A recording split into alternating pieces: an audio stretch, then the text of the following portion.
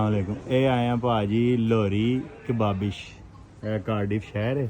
ਇੱਥੇ ਆਇਆ ਤੇ ਮੈਂ ਉਹਨੂੰ ਨਾ ਜਾ ਕੇ ਦੱਸਿਆ, ਮੈਂ ਇੱਕ ਸ਼ਹਿਰ ਵੇਖੀ ਹੈ ਕਿ ਭਾਈ ਇੱਥੇ ਜਿਹੜਾ ਨਾ ਉਹਨੇ ਬਣਾਇਆ ਸ਼ਾਹੀ ਕਿਲਾ, ਟਰੱਕ ਬਣਾਏ ਨੇ, ਟਰੱਕ ਬਣਾਏ ਨੇ, ਗੁੱਡੇ ਵੀ ਬਣਾਏ ਨੇ, ਇਹ ਰਕਸ਼ੇ ਵਾਲਾ। ਮੈਂ ਕਿਹਾ ਕਿੰਨੇ ਬਣਾਇਆ? ਮੈਂ ਕਿਹਾ ਕਿਸੇ ਇੰਡੀਅਨ ਨੇ ਬਣਾਇਆ। ਉਹਨੇ ਕਿਹਾ ਆਹੋ। ਮੈਂ ਕਿਹਾ ਵੇਖੋ ਇਹਨੇ ਨਾ ਸਾਨੂੰ ਜੋ ਇੰਡੀਅਨ ਫਿਲਮਾਂ ਦੇ ਵਿੱਚ ਸਾਨੂੰ ਪਾਉਂਦੇ ਨੇ ਨਾ ਟੋਪੀ ਤੇ ਸਲਵਾਰ ਕਮੀਜ਼, ਉਧਰ ਵੀ ਉਹਨਾਂ ਨੇ ਕੁੜੀਆਂ ਬੈਠੀਆਂ ਨੇ, ਲੇਕਿਨ ਉਧਰ ਵੀ ਉਹਨਾਂ ਨੇ ਪਾਇਆ। ਸਾਡੀ ਇੱਥੇ ਪੱਗ ਧੋਤੀ ਕੋਈ ਨਹੀਂ ਹੈ।